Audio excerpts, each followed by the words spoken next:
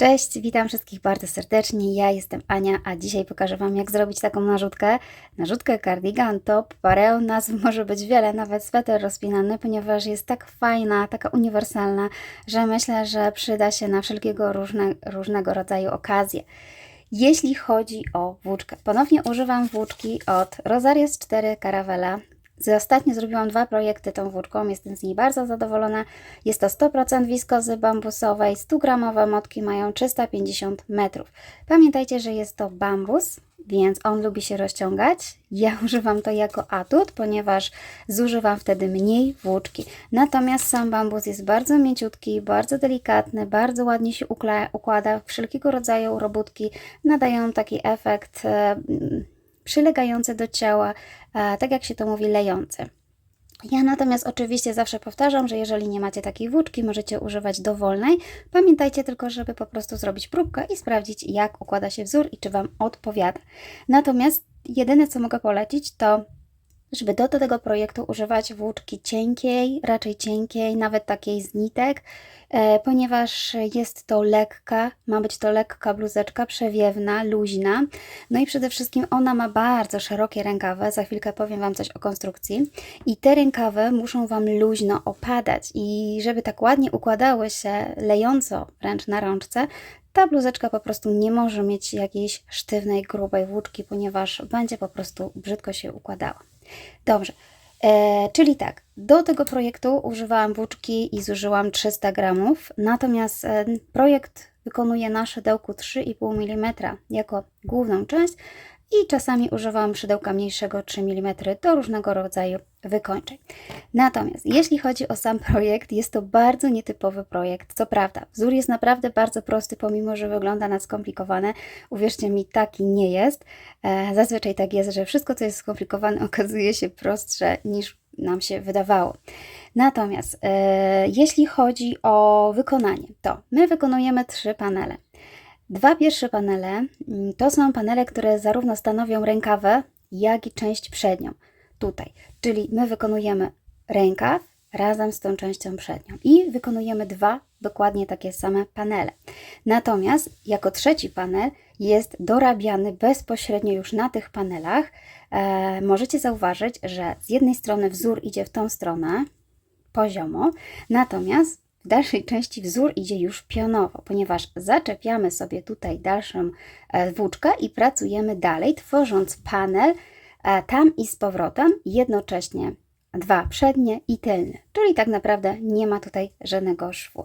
I oczywiście tutaj taką nietypową rzeczą jest zszycie tutaj tej części, więc tak naprawdę pomimo, że jest to jakiś sweter rozpinany czy cardigan, my go zakładamy przez głowę.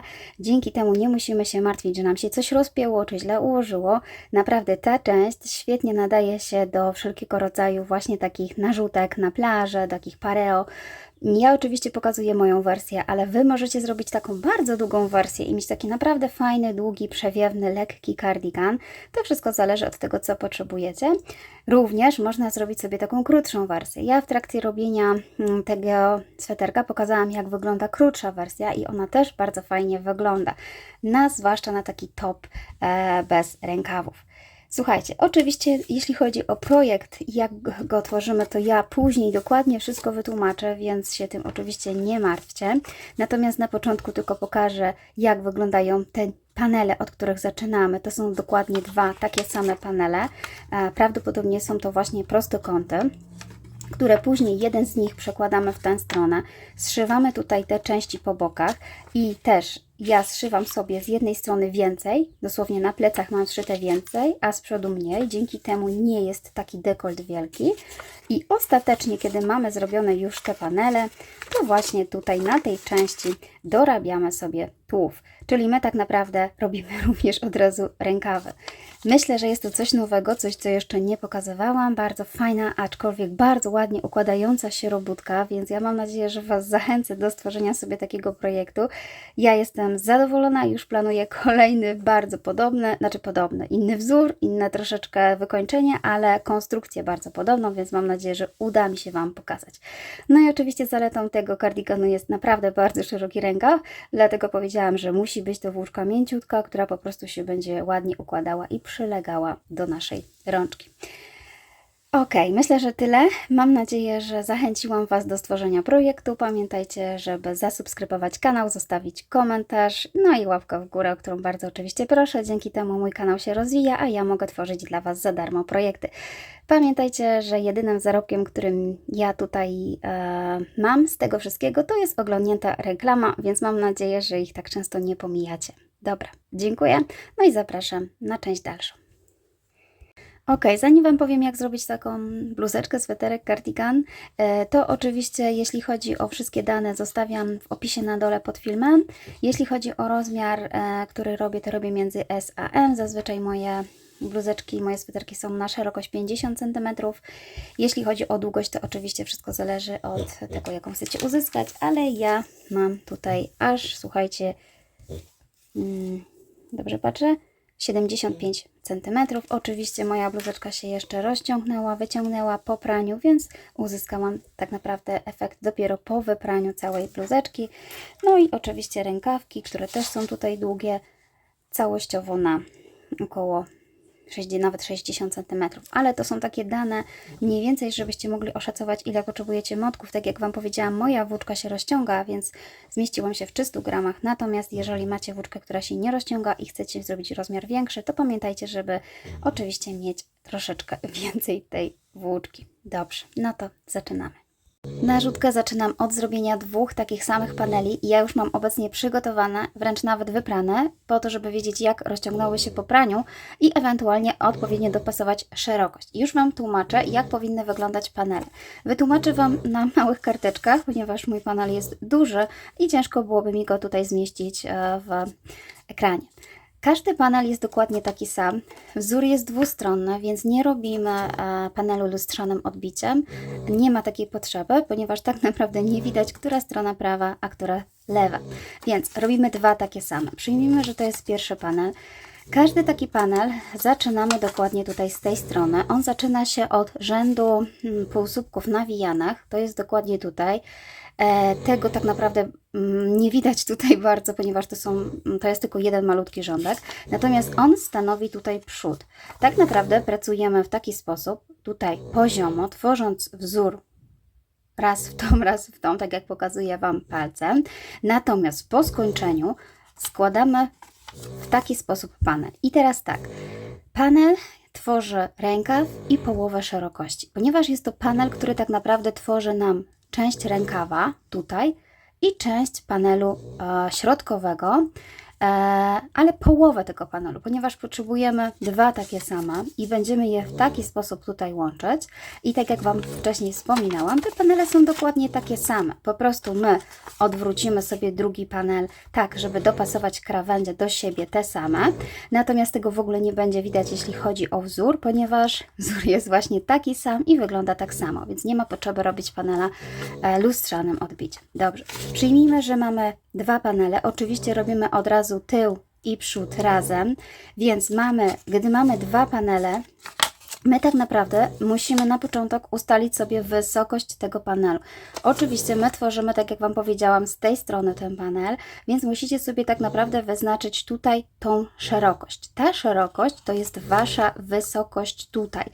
Ja przyjęłam, że nie jest to wysokość, którą tworzę do pachy, tylko pod biustem, ponieważ ja chcę, żeby to łączenie wychodziło pod biustem. Czyli tak jak Wam wspominałam na początku, jest to duży, szeroki rękaw, czyli on nie będzie taki malutki, on będzie szeroki, tak jak u mnie, i musicie sobie zmierzyć wysokość, którą potrzebujecie pod biustem. I dokładnie będzie to podwójna wysokość, ponieważ oczywiście robimy też tył.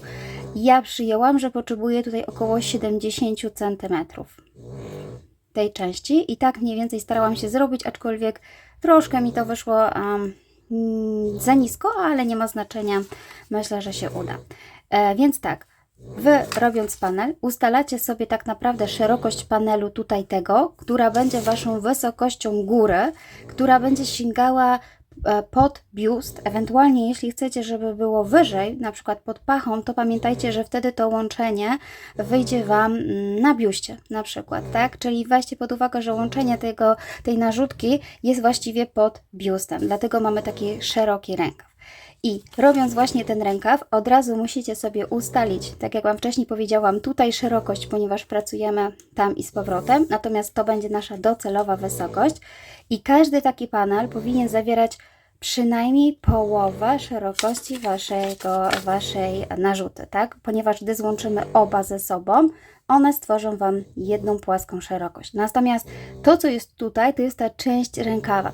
Ona też nie może być za duża, ponieważ tak jak widzieliście, ponieważ jest to zrobione tak naprawdę wielkie z kwadrata, czy z prostokąta, to ilość tutaj nie może być za długa, ponieważ może się okazać, że ona się będzie tak zawijać, że wyjdzie Wam tutaj poza rękę.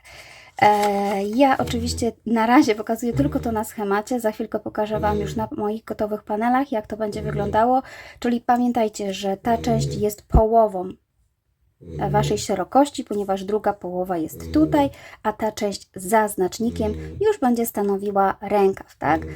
Oczywiście to nie jest tak, że to jest pół tutaj, ja tylko mam taki schemacik, żeby Wam pokazać, jak to wygląda. Natomiast wszystkie części są, te obie części są takie same. Gdy tworzymy je w taki sam sposób, po prostu jedną z części złożymy w taki sposób, że złączymy dwie krawędzie początkowe ze sobą. Ja pokażę Wam wzór, natomiast całą resztę oczywiście pokażę już dalej.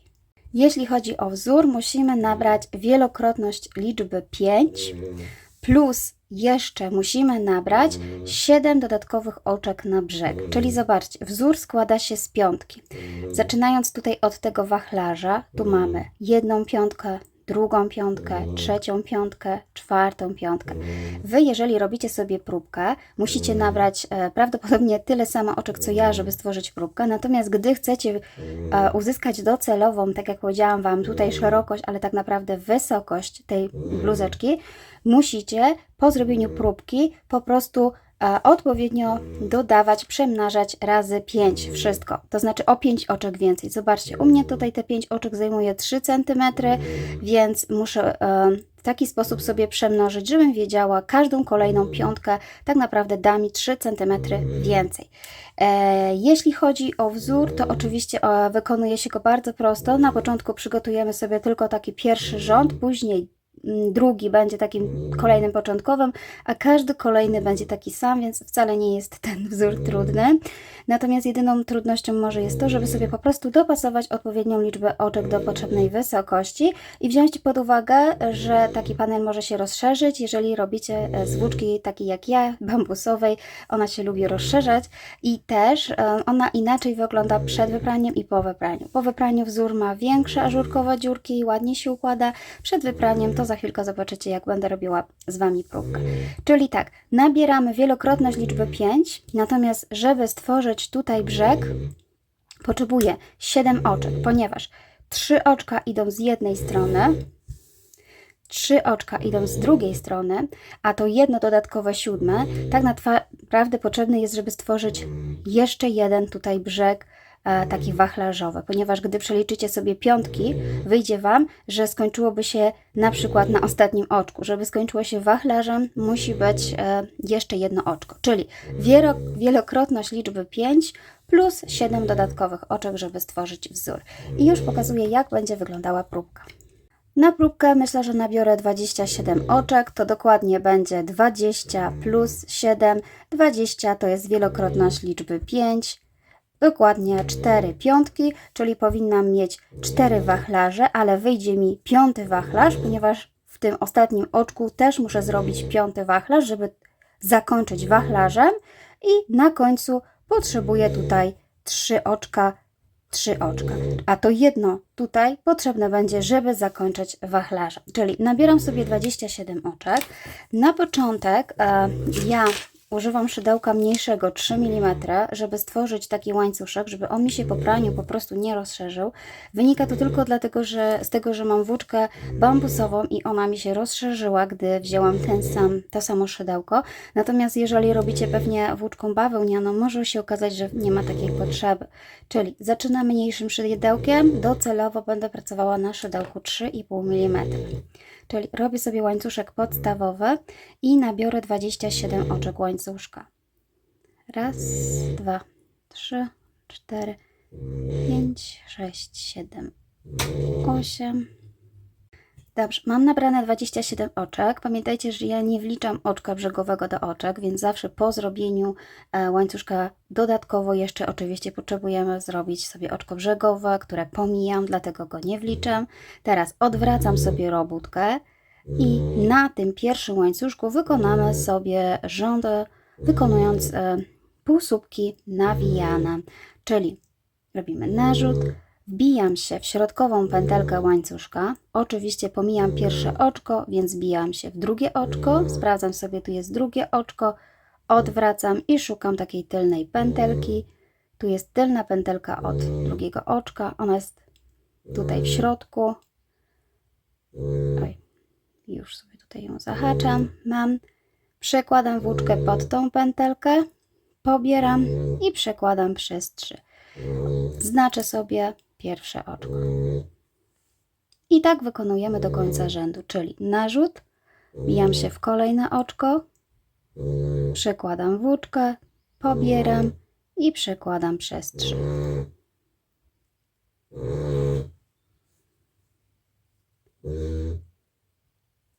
Cały czas wykonujemy do końca rzędu półsłupki nawijane.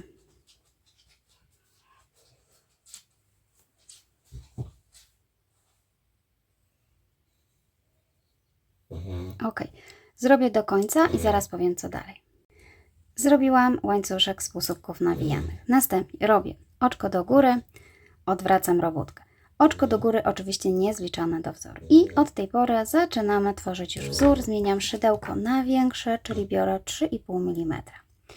W pierwszym oczku w ogóle cały wzór będziemy wykonywać zmienionymi słupkami. Nie wiem jak nazywa się wzór, ja nazywam je zmienionymi słupkami. Są to takie słupki, które są troszeczkę niższe, ale grubsze i ładniej wyglądają. Zobaczcie, robię narzut, wbijam się w pierwsze oczko, przekładam włóczkę w pierwszym oczku i teraz mam 3 pętelki, robię narzut, przekładam tylko przez jedną pętelkę, robię narzut i przekładam przez 3. Tak będę wykonywała ściek cały czas. Nazwę je zmienionymi słupkami. Mogę się w trakcie filmu pomylić, więc pamiętajcie, że nie chodzi mi o słupki ani półsłupki, tylko takie właśnie zmienione słupki. Trochę grubsze i niższe, ale naprawdę są ładniejsze. Poza tym wyglądają o wiele lepiej w dwustronnym wzorze, prawie tak samo identycznie, więc wydaje mi się, że warto skorzystać z tego wzoru zamiast ze słupków. Dobrze. Pierwsze oczko mamy zrobione, następnie pomijamy 2 oczka, czyli raz, 2, czyli dokładnie te pierwsze 3 oczka, które Wam powiedziałam, są brzegiem, więc pierwsze jest słupek zmieniony, kolejne 2 pomijamy i wbijamy się w trzecim. Robię narzut, czyli pomijam raz, 2, wbijam się w trzecim, a tak naprawdę w czwartym, jeśli chodzi o początek całego łańcuszka. I znowu robię tutaj zmieniony słupek, raz i 2 i jeszcze raz wbijam się i znowu raz i 2 i jeszcze raz i 2, czyli w tym punkcie robimy 3 zmienione słupki. Następnie robię 2 oczka łańcuszka, raz, 2 i jeszcze raz w tym samym miejscu robię zmieniony słupek, raz i 2 i tylko jeden. I tak wygląda wzór. 3 zmienione słupki, 2 oczka łańcuszka, 1 zmieniony słupek. Następnie dalej nie robię żadnego oczka łańcuszka, tylko trzymam tą pętelkę, odliczam 5 oczek. Raz, 2, 3, 4, 5 i w piątym wbijam się i tworzę dokładnie to samo. Czyli w środku powinny być 4, raz, 2, 3, 4, a w piątym wbijam się. Czyli od razu robię narzut, przybliżam sobie tutaj szydełko do tego oczka i znowu robię ten sam wzór, czyli 3 zmienione słupki, raz, 2, 3, 2 oczka łańcuszka i jeszcze raz w tym samym miejscu zmieniony słupek, raz i 2. Zobaczcie, bardzo prosty wzór i znowu to samo. Raz, 2, 3, 4, 5. Pomijam 4 oczka, w piątym robię mój wachlarz. czyli znowu 3 zmienione słupki. Raz, 2, 3, 2 oczka łańcuszka i jeszcze raz zmieniony słupek. Raz i 2. I znowu to samo. Raz, 2, 3, 4. W 5 wbijam się i robię to samo. Raz, 2, 3, 2 oczka łańcuszka i 1 zmieniony słupek. I raz, i 2. I znowu raz, 2, 3, 4, 5. Ostatni wachlarz. To jest właśnie ten dodatkowe oczko, tak zwane 7, dzięki któremu zamykamy wzór wachlarzem. Jak będziecie tworzyć próbkę, to zobaczycie, zorientujecie się, o co mi chodzi. I znowu 3 zmienione słupki. Raz, 2 i zamykam znowu zmienionym słupkiem. I na końcu powinny mi zostać 3 oczka łańcuszka i tak się stało, czyli pomijam znowu 2, tak jak było na początku i w ostatnim robię zmieniony słupek. Raz i 2. I zobaczcie, przeszliśmy przez te 2 rzędy, które są początkowymi rzędami. Od teraz będziemy tworzyć już cały czas tak samo wzór, bardzo prosto. Podsumowując, zobaczcie, mamy raz, 2, 3, 4, tutaj 5 wachlarzy. Dokładnie to, co tutaj Wam narysowałam. Raz, 2, 3, 4, 5, bo 5 powstał w 7 oczku, tak zwanym dodatkowym, tak, które było 5 plus 7, natomiast 3 tutaj i 3 tutaj są krawędzią, tak? Czyli planując sobie wzór, robimy wielokrotność liczby 5 plus 7 oczek. Natomiast próbkę możecie wykonać dokładnie z tylu samo oczek co ja, najlepiej większą, dużą znaczy wyższą i oczywiście trzeba będzie ją wybrać, żeby zobaczyć, czy próbka się rozszerzyła. Tymczasem robimy dalej. Robię oczko łańcuszka. Teraz już będzie bardzo prosto, ponieważ nie odliczamy żadnych oczek, nie robimy nic trudnego, tylko wbijamy się w ten wachlarz, w tą przestrzeń tutaj w środku, czyli tutaj, tutaj, tutaj, tutaj i tutaj. Dokładnie tu, gdzie były 2 oczka łańcuszka i na końcu był słupek. I cały czas wykonujemy tak samo, tylko na początku zaczynamy w pierwszym oczku od naszego zmienionego słupka, czyli patrzcie, tutaj mam oczko pierwsze, tutaj wyjątkowo wykonuję sobie brzeg, więc wykonuję sobie mój zmieniony słupek, natomiast dopiero tutaj w tym wachlarzu zaczynam robić mój wzór, czyli znowu narzut i dokładnie wykonuję tą samą sekwencję. Zobaczcie, raz, 3 zmienione słupki, 2 oczka łańcuszka i 1 zmieniony słupek. Ja tak naprawdę wykonuję ten sam ściek, ale ponieważ wykonuję go raz na prawej, raz na lewej stronie, więc on jest na przeciwległy, tak? Gdybym tworzyła go w okrążeniu, nie wyglądałby tak samo, ponieważ odwracam na drugą stronę, tak naprawdę robiąc ten sam wzór, mam go zupełnie inaczej tutaj rozmieszczone. I teraz zobaczcie, cały czas tak samo, czyli szukamy wachlarza, robię narzut i robię znowu 3 zmienione słupki. Raz, 2, 3, 2 oczka łańcuszka i zmieniony słupek.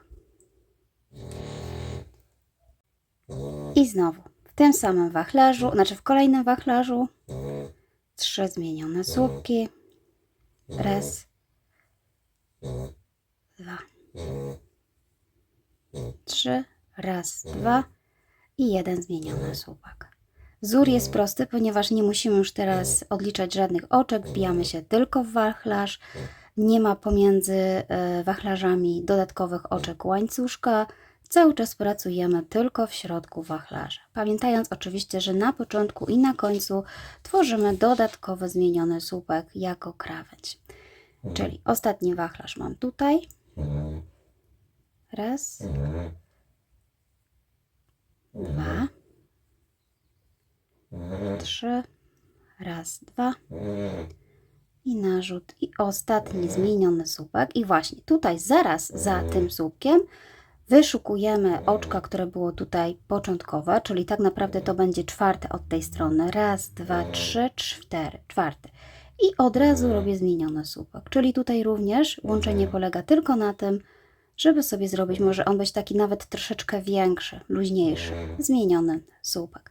I mamy przerobiony kolejny rząd. I znowu, tu już sobie wypinam, oczko do góry, odwracam i powtarzam to samo, czyli w pierwszym oczku zmieniony słupek, raz i dwa, natomiast dalej pracujemy już w wachlarzu. Czyli 3 zmienione słupki, 2 oczka łańcuszka i 1 zmieniony słupek. I znowu pracuję w wachlarzu, dokładnie ten sam wzór. Bardzo wygodny, prosty wzór.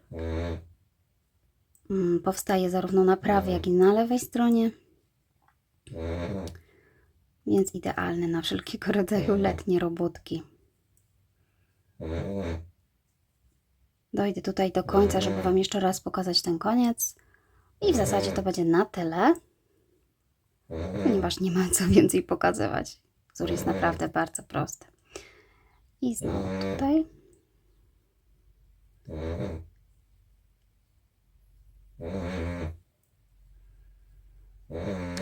Raz, dwa. I ostatni mam tutaj wachlarz, zobaczcie. Raz. Dwa. Trzy. Raz, dwa. I ostatni zmieniony słupek. I zaraz za ostatnim zmienionym słupkiem liczę, szukam czwartego oczka, czyli raz, dwa, trzy. I tu jest czwarte, ja go sobie nie zaznaczyłam, ale wiem, że tutaj jest. To oczko może być trochę niżej. Pamiętajcie, żeby się nie pomylić i nie wbić w trzecie, ponieważ wtedy krzywo pójdzie krawędź i pogubicie sobie oczka do wzoru. I w zasadzie, słuchajcie, tyle. To jest cały wzór. Tak wygląda właśnie wzór przed wypraniem. On jest taki bardziej pulchny, można powiedzieć, właśnie ściśnięty, nie jest taki luźny. Natomiast właśnie po wypraniu wzór wygląda w taki sposób. Wszystko zależy oczywiście od włóczki, której używacie. Moja akurat tak się tutaj zachowuje. Być może u Was będzie inaczej. Sprawdźcie to. Po prostu zróbcie próbkę taką jak ja. Zróbcie ją wyższą. Po zakończeniu zablokujcie oczkiem ścisłym, wypierzcie, żeby sprawdzić, jak się rozszerzyła. I dopiero na wypranej próbce dokonajcie odpowiednich pomiarów oczek. Pamiętajcie, że dobieramy zawsze wielokrotność liczby 5, czyli jeżeli chcecie zwiększyć szerokość, zawsze zwiększacie o taki segment, o 5. Natomiast po bokach mamy oczywiście te nasze 7 oczek, czyli po wypraniu odpowiednio dodawajcie sobie każdą piątkę, żeby uzyskać odpowiednią wysokość. I tak jak Wam powiedziałam, my tworzymy wzór w taki sposób, ale panel pójdzie tak, czyli tu będzie miejsce na nasz dekolt, dokładnie to. Dlatego nie ma znaczenia, czy robimy prawy czy lewy panel, ponieważ zobaczcie, on jest tak naprawdę dwustronny, więc my sobie po prostu odwrócimy i będziemy jeden mieć z tej strony, o tak, a drugi tak. Tak to będzie, czyli jeden będzie tak, a drugi będzie tak i tak naprawdę nie będzie żadnej różnicy, który był który. W taki sposób. Ok. Robicie sobie dwa takie same panele, tak jak Wam wspominałam wcześniej. Za chwilkę Wam pokażę, jak już wyglądają moje. Oczywiście, jeżeli macie taką włóczkę jak moja, warto te panele ewentualnie wybrać, tak jak ja, ponieważ wtedy można sobie odpowiednio jeszcze dobrać szerokość każdego panelu. Dobrze, słuchajcie, ja już mam dwa panele gotowe i za chwilkę Wam powiem, jak będziemy je łączać. Natomiast jeżeli chodzi o mój panel, to tak, oczywiście tak jak Wam powiedziałam, wielkość, rozmiar to jest kwestia indywidualna, więc trzeba dostosować liczbę oczek pod swoje potrzeby. Natomiast jeżeli chodzi o mój panel, to ja tutaj nabrałam 127 oczek, czyli 120 to była moja liczba wielokrotność piątki i 7 na brzegi. I pozwoliło mi to uzyskać tutaj wysokość 70 cm, czyli tyle, ile mniej więcej potrzebowałam. To jest moja wysokość, która będzie tutaj dotyczyła zarówno panelu przedniego, jak i tylnego. Natomiast ta część tutaj jest szerokością, połową szerokością panela i reszta jest oczywiście już rękawem. Czyli jeżeli chodzi tutaj o tą część, to ja uzyskałam tutaj 58 cm. Z tym, że tak jak Wam wspominałam wcześniej, połowa 25, ja robię z reguły na 50 cm sweterki, więc połowa 25 cm będzie stanowiła jeszcze panel, to jest mniej więcej tutaj, a reszta to będzie rękawa. Oczywiście musicie zrobić dwa takie same panele. Gdy robicie od tej strony, bardzo łatwo policzyć rzędy.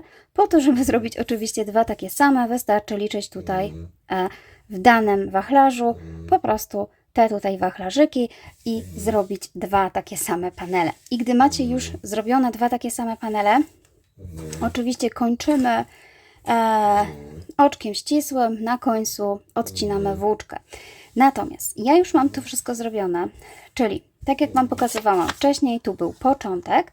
Będziemy teraz ze sobą łączyć dwa początki, ponieważ robiliśmy w taki sposób panele, że były takie same, czyli jeden z tych paneli trzeba po prostu obrócić sobie w taki sposób. I teraz tak, nie ma to aż takiego wielkiego znaczenia, jak sobie to ułożycie, ponieważ mamy dwie takie same strony. Można się jedynie sugerować, która strona była prawą dla półsłupków nawijanych. I ja tak też właśnie zrobiłam. Półsłupki nawijane tutaj mam prawą stronę, półsłupków i prawą tutaj. Czyli jeżeli mam dwie prawe strony, to sznureczek powinnam mieć jeden z tej strony, a drugi od drugiego panela z tej strony. Natomiast jest to tak minimalna różnica, że naprawdę gdy się pomylicie i nie umiecie odróżnić, które tutaj półsłupki są prawe, lewe, to tak naprawdę nie zauważycie tej różnicy. Po prostu krawędź z półsłupkami zbliżamy do siebie i będziemy teraz łączyć te dwa panele ze sobą. Łączenie będzie polegać na tym, że musimy zadecydować, jak długi chcecie mieć dekolt z przodu. Powiedzmy, że teraz mamy tutaj przód, i ten przód tutaj łączymy sobie te dwa panele tutaj. O, te dwie krawędzie tutaj. Natomiast tył oczywiście złączymy tutaj i w środku powstaje nam właśnie przestrzeń na dekolt. Z tym, że ja zdecydowałam, że tył połączę sobie wyżej, żeby nie mieć takiego dużego dekoltu, czyli będzie takie niesymetryczne połączenie. Z przodu będzie mniej, a z tyłu będzie, przepraszam, z przodu będzie większy dekolt, a z tyłu po prostu będzie mniejszy, czyli zahaczę sobie go wyżej. Jeżeli chcecie mieć oba takie same dekolty, żeby był tak naprawdę narzutka była dwustronna, znaczy z dwustronna ona nie będzie, bo będzie rozpinana, ale żeby po prostu układała się tak samo, żeby się nigdzie nie zawijała na przykład, możecie sobie po prostu połączyć z obu stron tak samo. Ja natomiast z tyłu połączę sobie więcej, tak żeby z tyłu nie mieć takiego rozcięcia na plecy. I teraz tak, układamy sobie naszą bluzkę, nasza narzutka na lewej stronie, czyli to, co zadecydowaliście, że jest Waszą prawą stroną, jest teraz na dole. Natomiast na górze mam lewą stronę, ponieważ w taki sposób będę tutaj teraz zszywała. I zanim sobie zszyjecie, zepnijcie sobie dwie krawędzie znacznikiem tutaj z jednej strony i z drugiej strony i mniej więcej zapnijcie sobie znacznik tam, gdzie chcielibyście, żeby był przestrzeń na deko. Czyli zobaczcie, ja sobie wpiłam znacznik tutaj mniej więcej powiedzmy około 8 cm, mniej więcej, nie policzyłam jeszcze dokładnie tych oczek. Natomiast z tej strony wpiłam sobie o znacznie wyżej, tutaj mam aż 19 cm. I w taki sposób zakładamy na siebie tą bluzeczkę i patrzymy, czy dobrze leży, czy Wam po prostu nigdzie nie uwiera, czy się gdzieś nie podnosi. Jeżeli uznacie, że dobrze Wam przechodzi przez głowę, że ładnie leży, to trzeba odpowiednio taką samą liczbę oczek mieć tutaj, co tutaj i wpiąć sobie znacznik, tak żebyście mieli pewność, że zszyjecie po tyle samo oczek z każdej strony. Ja, tak jak powiedziałam, tutaj będzie mniejsze szycie, to będzie przód, natomiast tutaj będzie większe. Ja nie zostawiłam sobie dłuższego sznureczka i żałuję, gdy robicie robótkę, można zostawić sobie początkowy sznureczek dłuższy, ponieważ można by go użyć teraz do zszycia. Teraz dopiero na to wpadłam, ale już jest po, więc niestety tego nie zrobiłam. Jeżeli dopiero robicie, to polecam sobie po prostu zostawić początkowy sznurek dłuższy. To jest początkowy sznurek, ponieważ tutaj mieliśmy oczka ścisłe nawijane. I przechodzimy, słuchajcie, do zszywania. Dla mnie taki dekolt jest odpowiedni, więc po prostu zszyjemy sobie te dwie krawędzi. I zaczynam sobie od tylnej krawędzi.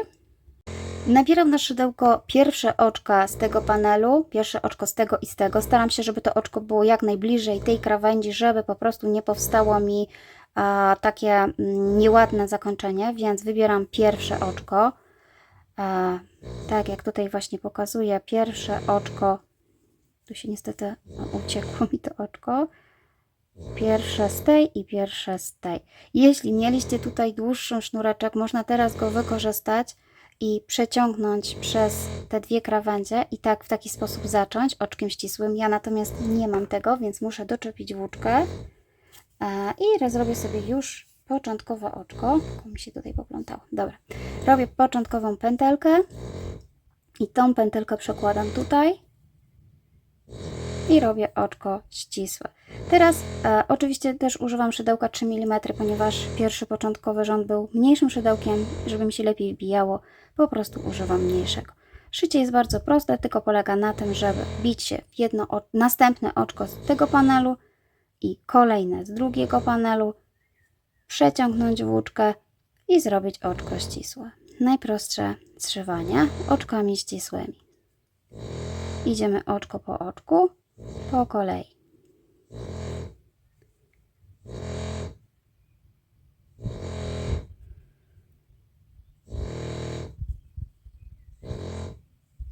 W taki sposób. I oczywiście dochodzę do momentu, który sobie zaznaczyłam. Tutaj patrzę, czy krawędź jest mniej więcej równo, czy ładnie leży. Jeżeli tak, to idę sobie dalej. Czyli dojdę sobie do tego momentu. Ok, zszyłam sobie krawędź tylną. Tutaj już nie będzie potrzebna włóczka, więc odcinam. I robię oczywiście oczko tutaj ścisłe. Zamykam sobie ten szew. Od razu te nitki można przeciągnąć igłą, pochować tutaj w tym szwie, żeby już nam tutaj nic nie przeszkadzało. Dobra, słuchajcie, to jest mój tył. Oczywiście to samo trzeba zrobić z przodu, więc dokładnie tak samo zaczepiamy nitkę, dochodzimy do pewnego momentu, odcinamy i robimy dokładnie to samo. Ja za chwilę to zrobię i pokażę Wam, co dalej. Wracam jeszcze raz do przodu, ponieważ w trakcie robienia jeszcze zdecydowałam się na małą zmianę. Zeszyłam sobie tutaj ten przód i jestem tutaj na lewej stronie, nie odcięłam jeszcze włóczki. Jeśli z jakichś powodów ta krawędź Wam się nie podoba, bo na przykład nie udało Wam się ładnie wpiąć w ostatnią pętelkę tutaj i gdzieś macie pozahaczane nitki, można tą krawędź w tym momencie jeszcze sobie właśnie obrębić. W taki sposób, że gdy jesteście na lewej stronie przy zszyciu i tak naprawdę lepiej chyba to zrobić z tyłu, więc lepiej zszyć krawędź z przodu, a dopiero z tyłu robić takie obrąbienie, ale ja już niestety tak zrobiłam, więc nie będę inaczej wykonywała i tak to u mnie ładnie wygląda, więc nie będę się tym przejmowała. Natomiast oczywiście takie łączenie lepiej, żeby było z tyłu. Jestem na lewej stronie i teraz tak, wyciągam sobie ostatnią pętelkę i przechodzę na prawą stronę, czyli zobaczcie, przerzucam sobie w taki sposób, żeby tu być na prawej stronie i teraz wyciągam tą pętelkę, ona była tutaj większa, więc łatwo mi ją rozpoznać. I teraz, czyli dalej, robiąc cały czas na tej samej włóczce, możemy dookoła obrębić sobie oczkami ścisłymi z narzutem tutaj już tą krawędź. Czyli my musimy mieć już tak naprawdę zszytą zarówno drugą krawędź, żeby to wykonać. Tak jak mówię, lepiej to łączenie mieć z tyłu, więc lepiej na przodzie zszyć na początku, a dopiero z tyłu robić sobie, ale ja akurat zrobię tak, że nie będzie widać, więc nie ma znaczenia. I zobaczcie. Robimy w taki sposób teraz tu, że szukamy sobie tych półsłupków. Zobaczcie, mamy te ładne półsłupki tutaj i możemy tak zrobić tak, że robimy narzut i wbijamy się w oczko kolejne, które tutaj widzimy. Przeciągamy włóczkę i robimy oczko ścisłe takie z narzutem tutaj, jak gdyby wbijając się w oczko, ale to może być utrudnione, bo na przykład oczka Wam jakoś źle się chwyciły i brzydko to wygląda, więc możemy również wbijać się jak gdyby pomiędzy tymi półsłupkami, czyli robię narzut i patrzę, gdzie jest taki pierwszy półsłupek, zaraz po złączeniu, on jest tutaj, czyli jeszcze tutaj, wbijam się pod te wszystkie pętelki pomiędzy półsłupkami i dopiero wykonuję oczko ścisłe z narzutem. Cały czas używam tego mniejszego szydełka, więc właściwie jest mi tu ciężko to przełożyć, ale już sobie tutaj pokazuję Wam. Jeszcze mi się tutaj włóczka rozwarstwiła. Jest, zobaczcie, czyli robię narzut i bijam się dosłownie pod wszystkie pętelki, czyli nie wyszukuję oczka, czyli pod. Technika dowolna, w zależności jak Wam jest wygodniej. A oczywiście trzeba to zrobić tutaj już teraz ładnie, dokładnie, nie zaciągać nitek, ponieważ to jest przód i to będzie widać. No i zobaczcie, nie chce mi się tutaj przełożyć, ponieważ mam tu bardzo rozwarstwioną już włóczkę. O, poszło. Czyli tak, bijam się tu dosłownie pomiędzy. To wszystko zależy, jak Wam jest wygodnie. Można się wbić pomiędzy, a można się wbić oczko. I w taki sposób można sobie tą krawędź ładnie obrębić, patrząc, czy po prostu gdzieś Wam się nie pozahaczały niteczki. I tutaj tak samo. Tu było miejsce, gdzie był wachlarz, więc po prostu wbijam się również pomiędzy półsłupkami, po to, żeby ładnie tutaj wyglądało. Nie pomijamy półsłupków, żeby nie zawęzić dekoldu. Tak będzie wyglądało, gdy będziemy się wbijać pomiędzy. Oczywiście, gdy się wbijemy w oczko, będzie zupełnie inaczej wyglądać, gdy wybieramy tutaj oczko, na przykład. Wszystko zależy od tego, czy macie te oczka po prostu bardzo ściśnięte i czy Wam lepiej się tak przebijać, czy tak. Ja myślę, że jednak będę się wbijała pomiędzy półsłupkami. Ok, czyli w zasadzie tak sobie można zrobić tutaj dookoła, wybierając półsłupki i oczywiście musimy z powrotem przejść tutaj, więc ja obrębię sobie tutaj tą część i zaraz Wam pokażę, co dalej. Ok, zrobiłam sobie dookoła, tak jak tutaj Wam mówiłam, tutaj mniej więcej starałam się wybrać też jakieś półsłupki, żeby było ładnie. Myślę, że takie obrębienie warto zrobić, będzie naprawdę ładnie i stabilnie wyglądało.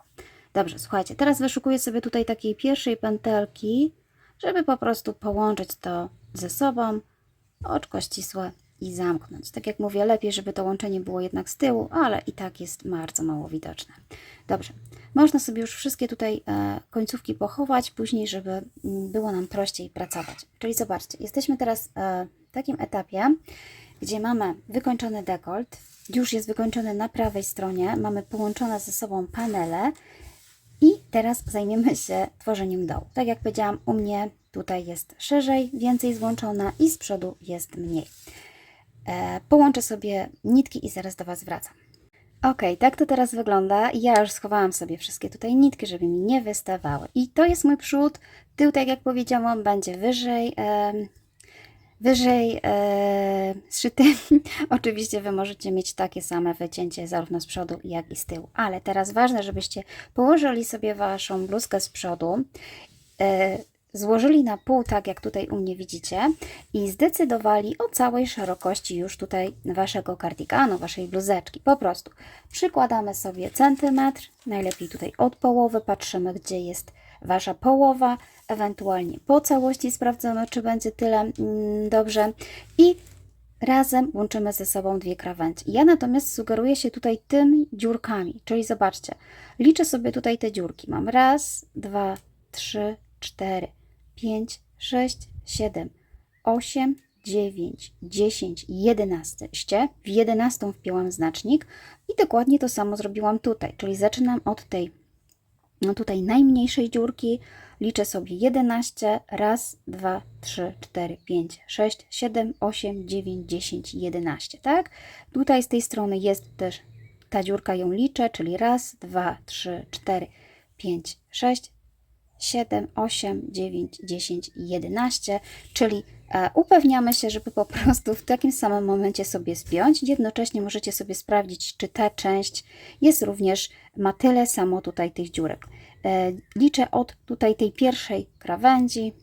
Raz, 2, 3, 4, 5, 6, 7, 8, 9, 10, 11. Akurat u mnie się tak zdarzyło, że również 11 zostaje na rękaw, tak? Czyli musimy sprawdzić, czy dosłownie na rękaw zostanie Wam tyle samo, żeby oczywiście sobie tutaj równo położyć. I teraz tak, gdy sobie to zaznaczycie, sprawdźcie, czy w ogóle dobrze leży, zanim zaczniemy robić.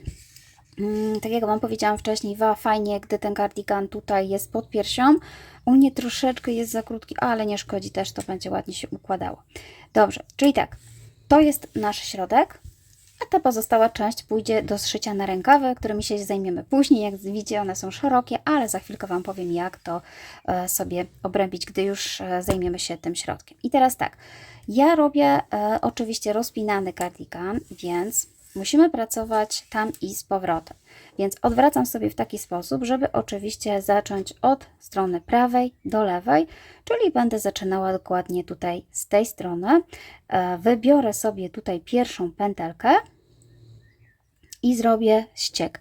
Tym razem będziemy się wbijać tutaj w te dziurki. Zobaczcie, w tych dziurkach będzie wachlarz.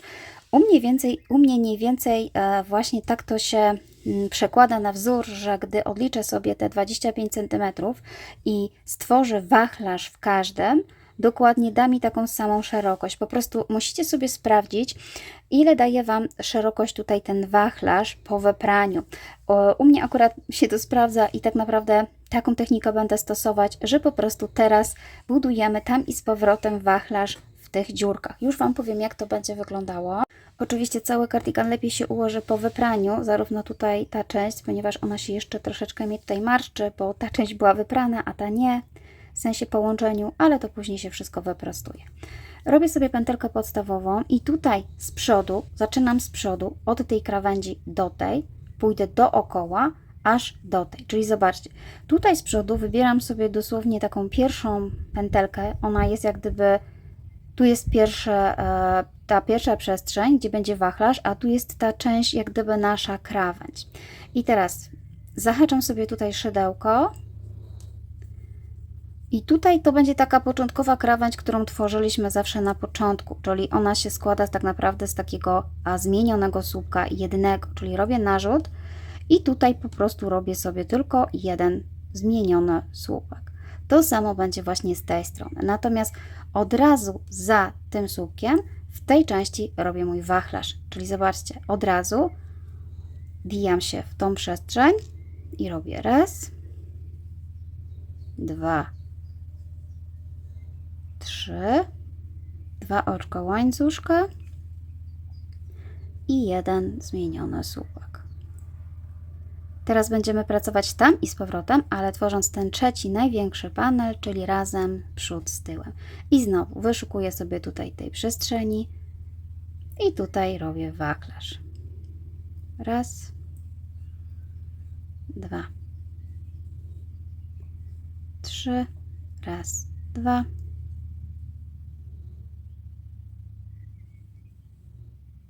I znowu jeden. Czyli wzór będzie dokładnie taki sam, tylko kontynuujemy go jakby z innej strony. Będzie szedł na dół, więc będzie troszeczkę inaczej wyglądał. Właśnie taki jest ten kardigan. Myślę, że się Wam po prostu spodoba.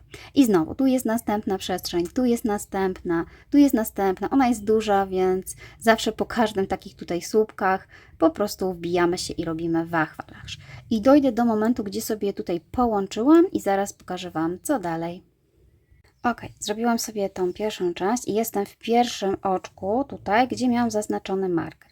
Oczywiście tutaj też wykonuję sobie wachlarz.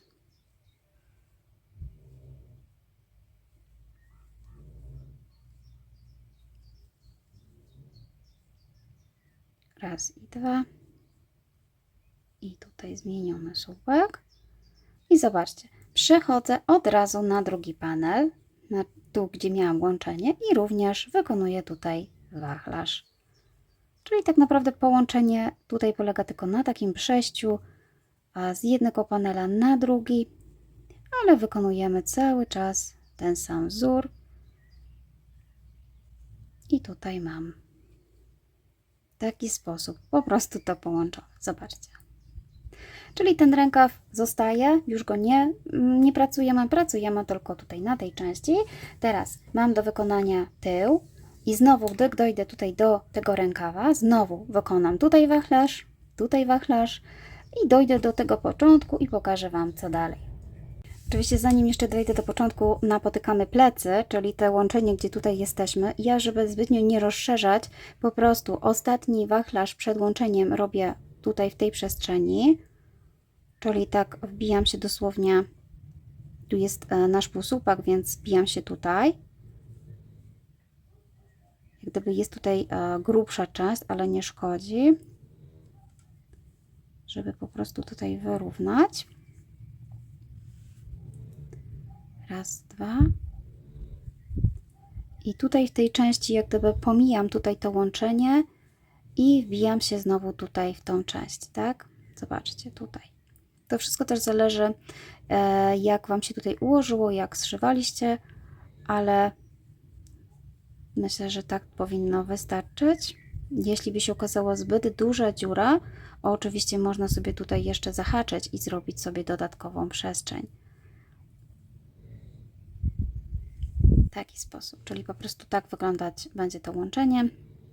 Myślę, że tutaj też ten trójkąt jest bardzo podobny do tych wszystkich trójkątów, więc może tak zostać, ale jeśli Wam to przeszkadza, można gdzieś w środku wybrać i dołożyć jeszcze jeden wachlarzyk, ale ja sobie tak zostawię. Myślę, że też będzie ładnie wyglądało. No dobrze, czyli tak jak Wam powiedziałam wcześniej, dojdę już do samego początku, ponieważ to łączenie już pokazywałam i po prostu tylko polega na tym, żeby w tych dwóch miejscach zrobić sobie wachlarz. Ok, zrobiłam dookoła, czyli słuchajcie, mamy odłączone rękawy, mamy wydzieloną tutaj część na plecy, cały czas będziemy już pracować tylko jednym panelem, tam i z powrotem, ale tworząc jeden panel, czyli tak naprawdę przód i tył, rozpinany przód, więc tak naprawdę po prostu pracujemy tam i z powrotem. Jestem tutaj bardzo blisko, żeby Wam pokazać, że jeszcze mam tutaj do zrobienia dosłownie tą część, jeden wachlarz tutaj, raz. Tutaj akurat przy tym zawsze z jednej strony jest tutaj grubiej, ale nie ma znaczenia. Ja sobie tutaj obrębię to tak. Raz, dwa. I jeszcze tutaj. Raz i dwa. Natomiast ten ostatni właśnie słupek zmieniony muszę mniej więcej zrobić tak jak tutaj, czyli po prostu wbijam się pod taki pierwszy tutaj słupek, który widzicie i robię tak, cześć. Ja też tutaj nie patrzę na to, żeby było blisko, ponieważ będę sobie jeszcze tutaj wykańczała, ładnie obrębiała ten łańcuszek, więc to sobie wszystko obrębimy. To nie musi być tak ściśnięte, a nawet jeżeli chcecie, żeby było ściśnięte, to będzie można jeszcze sobie to przeszyć, ale na razie zostawiam to tak, czyli tutaj jest taka część otwarta, to też będzie inaczej wyglądało po zrobieniu całej części. A tak jak Wam powiedziałam, na końcu sobie jeszcze ładnie obrębimy, zbliżymy i to sobie wszystko wyrównamy. Czyli tak, teraz robię oczko do góry. I jestem już na lewej stronie, czyli jak gdyby od środka i wzór wykonuję dokładnie tak samo jak wcześniej, czyli zaczynam od słupka zmienionego, ale teraz wbijam się już tylko w tą część z wachlarzem, tworząc cały czas ten sam wzór. Mamy już po prostu wydzieloną część do tworzenia panelu środkowego, głównego. I tu znowu, i zobaczcie. Patrzymy sobie dokładnie, gdzie jest ten wachlarz, ponieważ on był pierwszy taki, może jeszcze nie być do końca widoczny, ale pamiętajcie, że wbijamy się w środek wachlarza. I tak naprawdę, słuchajcie, to jest na razie tyle. Ja muszę zrobić tą część główną, żeby pokazać Wam, co dalej. Cały czas będę robiła tak samo, tam i z powrotem, tutaj tworząc właśnie jak gdyby takie rozcięcie, czyli będzie rozpinany. Natomiast już pracujemy po prostu panel przód, tył razem. Już Wam tutaj pokazuję. Jestem na lewej stronie, czyli przerabiam do tego momentu. Tutaj i znowu wracam. Mam nadzieję, że wiecie, o co chodzi. Technika jest dokładnie taka sama. Na końcu zawsze robimy sobie ten jeden słupek, a później cały czas wbijamy się tutaj właśnie w cały ten wachlarzyk, tworząc wzór. Dobrze, to ja przerobię tu jakąś część, pokażę Wam, jak to wygląda i powiem Wam, co dalej. Ok, słuchajcie, ja cały czas buduję sobie tą narzutkę, natomiast na razie się zatrzymałam, żeby Wam pokazać, jak może wyglądać narzutka również taka krótsza i ona bardzo fajnie wygląda, bardzo ładnie leży. Ja jestem na razie, tyle sobie tutaj nadbudowałam. Widać tutaj takie odcięcie i zmianę wzoru, natomiast to bardzo ładnie leży, jeżeli właśnie układa się pod biustem. W międzyczasie zdecydowałam się już zszyć sobie rękaw, więc jeszcze pokażę Wam, jak to zrobić i jak sobie szybciutko tutaj jeszcze obrębić. Oczywiście ten rękaw jest bardzo szeroki, taki ma być. Ja natomiast jeszcze delikatnie sobie go obrębiam, ponieważ on ma tutaj tendencję do rozszerzania się, akurat jeśli chodzi o moją włóczkę, tak się zachowuje, tworząc właśnie taki dzwoniasty rękaw, więc w zasadzie warto sobie ją obrębić, więc ja pokażę Wam, jak to oczywiście zrobić. Natomiast tak wygląda w takiej wersji krótszej i całkiem spokojnie wtedy można się zmieścić w ogóle w 3 motkach. Jeszcze mam połowę motka trzeciego, więc nawet w 2,5, no ale 3 trzeba zakupić. Ale bardzo fajnie też wygląda właśnie ta narzutka taka krótsza, jeżeli chcielibyście taką krótszą. Dobrze, słuchajcie, wywijamy sobie na lewą stronę bluzeczkę. Ja już nie wiem, jak to nazywać, bo tyle mi wersji tutaj wchodzi. I oczywiście w miejscu, gdzie rozłączaliśmy rękawy, ja sobie jeszcze zostawiłam ten znacznik, dosłownie w tym miejscu, będziemy sobie zszywać tę część rękawa, aż do momentu, gdy dojdziemy tutaj i jeszcze pokażę Wam, jak od razu obrębić, żeby nie doczepiać sobie żadnej włóczki. Tak jak widzicie, u mnie ten rękaw się dosyć rozszerzył, jest naprawdę szeroki, przez to, że ta włóczka jest bambusowa i ona lubi się w ten sposób zachowywać, natomiast jest to bardzo fajny atut, ponieważ jeżeli nie chcecie obrębiać i zostawić sobie właśnie taki falowany łańcuszek, jak najbardziej możecie to zostawić, on też bardzo ładnie wygląda.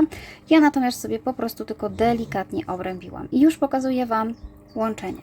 Czyli tak, wywinęłam sobie bluzeczkę na lewą stronę, jestem tutaj pod pachą, pod bardzo szeroką pachą, robię pętelkę podstawową i dosłownie w miejscu, gdzie już wydzielałam rękawy, zszywam sobie dół rękawów.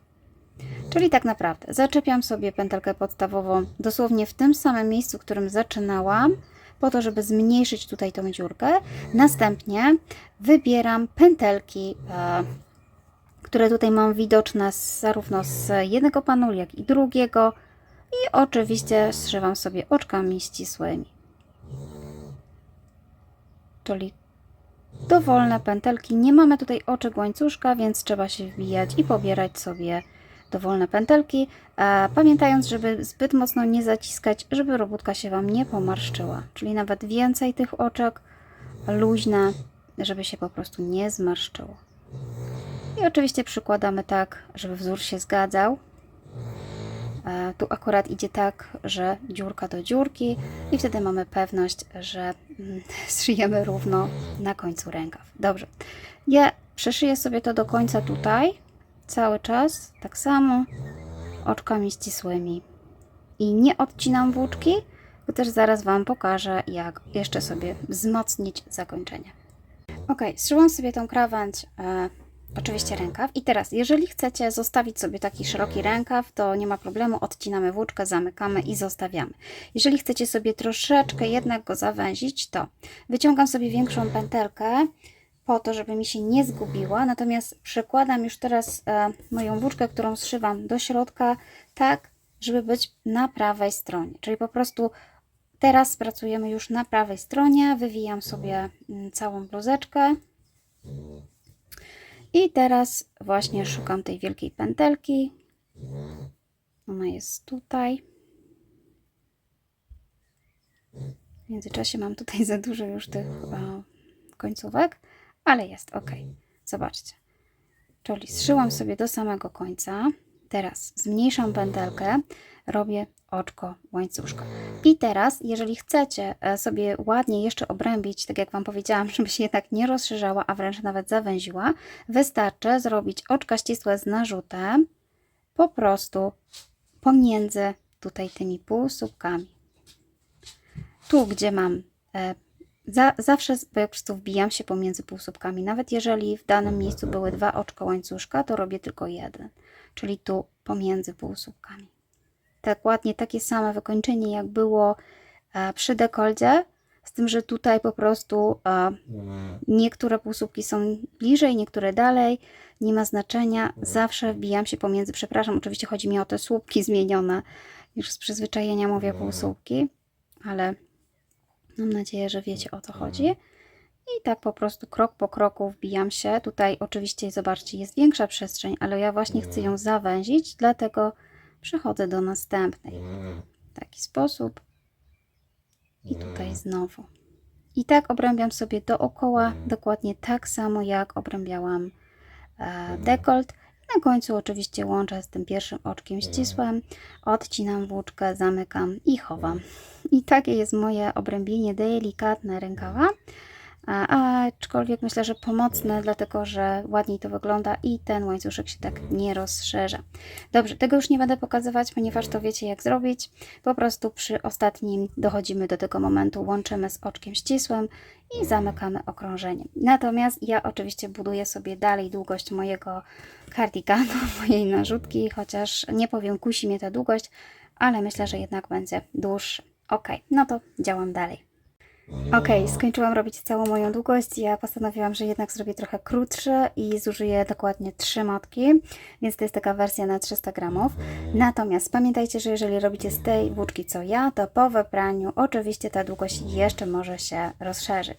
Ja mam tylko tą część na razie wypraną, tą część nie, więc od razu możecie zauważyć różnicę, jak wygląda przed i po wypraniu. To jest po wypraniu, przed wypraniem, więc ona na pewno się jeszcze, ta część tutaj wydłuży. Dobrze, jeżeli zadecydowaliście, że robicie tyle, koniec, to kończymy tutaj w tym miejscu, czyli jesteśmy na prawej stronie, po zrobieniu rzędu na prawej stronie, na prawym panelu tutaj przednim, tak?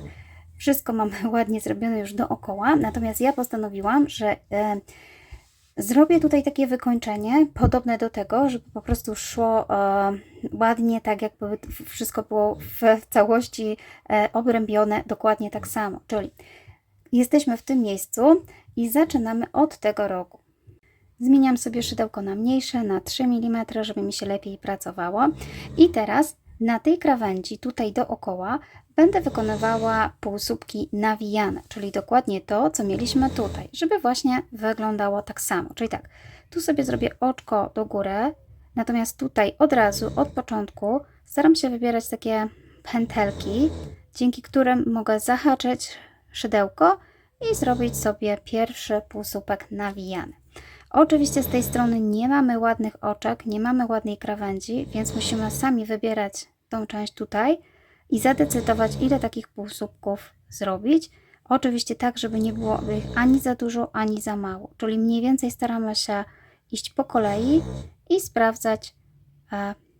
Oczywiście robię półsłupki nawijane, a ja zaczęłam robić te same słupki prawdopodobnie, więc muszę się cofnąć.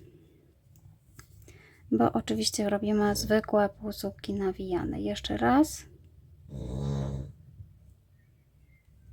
O, raz. Tutaj. 2. Oczywiście nie trzeba tego liczyć, tylko starać się robić tak, żeby nie były zbyt ciasno, ani zbyt luźno. Wybierać sobie po prostu jakimś systemem dowolne tutaj pętelki, żeby sobie zahaczyć. W taki sposób.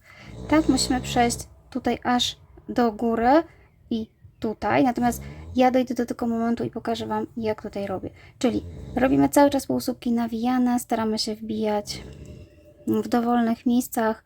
Wręcz tutaj zahaczę sobie jeszcze o 2 pętelki, żeby mi się ta nie ciągła. Ale jest mi ciężko tutaj się przebić teraz. O, czasami lepiej zahaczyć o 2, żeby ta przestrzeń się tutaj tak ładnie układała. Nie liczę tych półsłupków, po prostu patrzę, zobaczcie, tu zrobiłam i wydaje się, że będzie po prostu za duża przestrzeń, więc wracam i robię jeszcze pomiędzy jakiś dowolny, jeszcze jeden po prostu półsłupek. W taki sposób, żeby one w miarę blisko siebie leżały.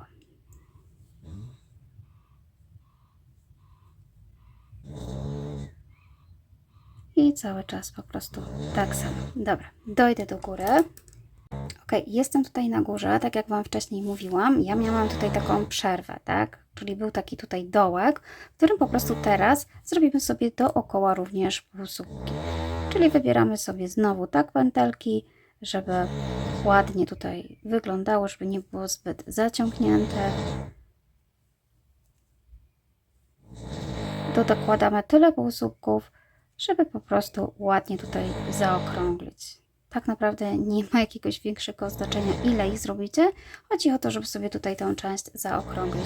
I znowu z powrotem wracam na dół. Również robię w miarę gęsto obok siebie półsłupki. I znowu dojdę tutaj do tej krawędzi na dole.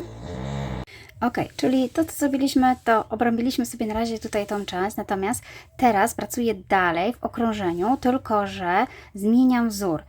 Pamiętacie, że na tej części obrąbialiśmy sobie ten dekolt w taki właśnie sposób, że robiliśmy sobie oczka ścisłe z narzutem i dokładnie tak samo obrębiałam sobie tutaj rękaw. I tą samą technikę zastosuję właśnie na dole. Jeśli Wam się nie podoba taka technika i chcielibyście mieć te falowania, możecie po prostu odciąć nitkę i skończyć na tym, bądź robić tak jak ja dalej, czyli w tym momencie przechodzę już do zrobienia sobie oczek ścisłych z narzutem. Czyli to był mój ostatni półsłupek nawijany. Teraz w kolejnym nie oczku, tylko ja robiłam tutaj pomiędzy, więc będę się trzymała tego tego samego wzoru. Czyli tu sobie zaznaczę moje pierwsze oczko ścisłe z narzutem, natomiast w dalszej części przerabiam oczka ścisłe z narzutem tylko pomiędzy półsłupkami, czyli nawet tam, gdzie były 2 oczka, wybieram tylko przestrzeń pomiędzy półsłupkami, tak żeby jeszcze troszeczkę ładnie zaokrąglić ten dół, żeby ładnie się układał i żeby się zbytnio nie wyciągnął. Po prostu tylko pomiędzy półsłupkami. Ja cały czas jestem na prawej stronie, to jest ważne, ponieważ to obrębienie po prostu musi być zrobione na prawej stronie.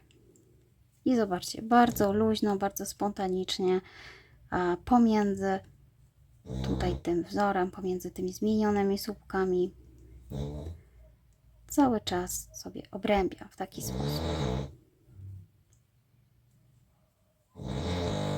I tak z kolei przejdę całą krawędź dolną, aż znowu dojdę do tej, tutaj gdzie zaczynaliśmy te półsłupki, do tego momentu i zaraz powiem co dalej. Ok, i znowu jestem w miejscu, w którym zaczynałam robić moje półsłupki nawijane, więc tutaj akurat mam taką przestrzeń trochę większą, więc sobie połączę z tym pierwszym oczkiem. Niestety piesio mi się tu bardzo rozchrapał. I oczywiście teraz możecie już zakończyć znowu, albo jeszcze przerobić tą część tak jak tutaj, czyli tymi półsłupkami nawijanymi. Więc ja tak po prostu zrobię, znaczy oczkami ścisłymi nawijanymi, że znowu pomiędzy tymi półsłupkami tutaj, pod te 3 pętelki, znowu przerobię ostatni już rząd oczek ścisłych z narzutem. Zobaczcie. Po prostu wbijam się nie w całe oczko tutaj, tylko w 3 pętelki luźno i przerabiam dokładnie tak samo jak robiłam przy dekolcie. Oczywiście Wy zróbcie tak jak robiliście przy dekolcie, ponieważ ja chyba pokazywałam 2 techniki, że można w całe oczko, a można pod 3 pętelki pomiędzy półsłupkami, więc ja korzystam z tej metody.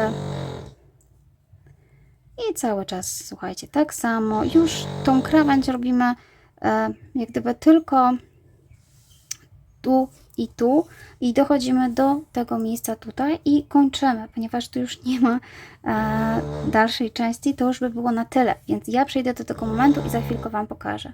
Ok, czyli tak, tu obrębiamy sobie cały czas dookoła tak samo i w miejscu, w którym tutaj już kończymy, to jest to oczko ostatnie, które sobie tutaj zaznaczyłam. Ja już nie robię dalej, ponieważ tą dolną część już obrębiliśmy, więc tutaj tylko robię po prostu oczko ścisłe, zamykam okrążenie i oczywiście wszystkie te włóczki trzeba schować do środka, te, które doczepialiśmy. I w zasadzie, słuchajcie, top, bluzeczka, sweterek, kardigan, pareo, nie wiem jak to nazwać, jest gotowa. Myślę, że bardzo fajne, naprawdę ja już przymierzałam, jestem zachwycona. Tym bardziej, że taką bluzeczkę można sobie zrobić naprawdę krótką i naprawdę długą i coś po środku, czyli tak jak moja. Także serdecznie Wam dziękuję, mam nadzieję, że Wam się podoba. Dajcie znać w komentarzach. Do zobaczenia, pa pa!